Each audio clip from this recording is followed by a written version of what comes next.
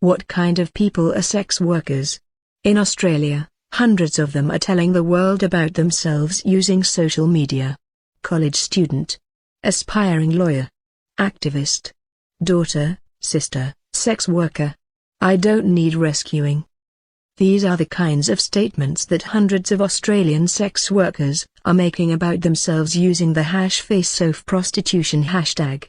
It was started last Sunday on Instagram by 21-year-old sex worker and history graduate Tilly Lawless. She was responding to an blog post republished last week in the popular online Australian women's magazine, Momamia.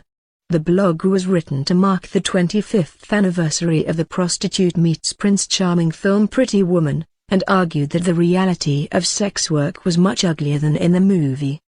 Tilly Lawless was angered by the way the piece generalized sex workers and depicted all prostitution as harmful.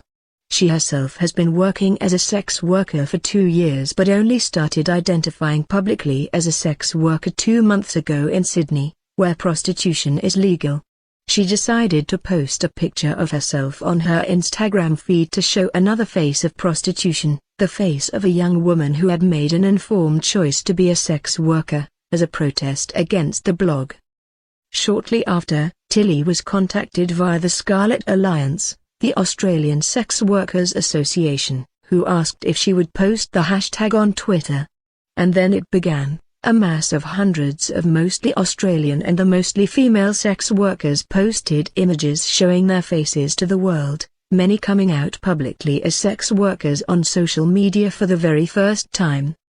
I was really pleasantly surprised, Lawless told BBC Trending, because sex workers are very rarely humanized as individuals, so often our bodies are spoken about, but putting our faces on social media is such a powerful thing. Many of those joining in shared her objection to the original article. Sex worker Holly, pictured above, said her main issue was the photo used, a harrowing photo of a sex-trafficked Eastern European woman. "That's not our face," she told BBC Trending, "not our lived experience." The article was downright offensive, Australian sex worker and actress Madison Messina told us, because it uses the argument of sex trafficking to silence our voice whilst simultaneously silencing the voice of victims who are trafficked too. The Pretty Woman blog post had originally appeared on the site of a Missouri-based Christian group, Exodus Cry, which says it is committed to abolishing sex slavery. The article's author, Layla McElwaite, claimed that the film had lured young women into prostitution and subjected them to a life of abuse and trauma. She told BBC Trending that she stands by what she wrote despite the sex workers' campaign, and that legalized prostitution creates an environment where illegal sex trafficking can then occur.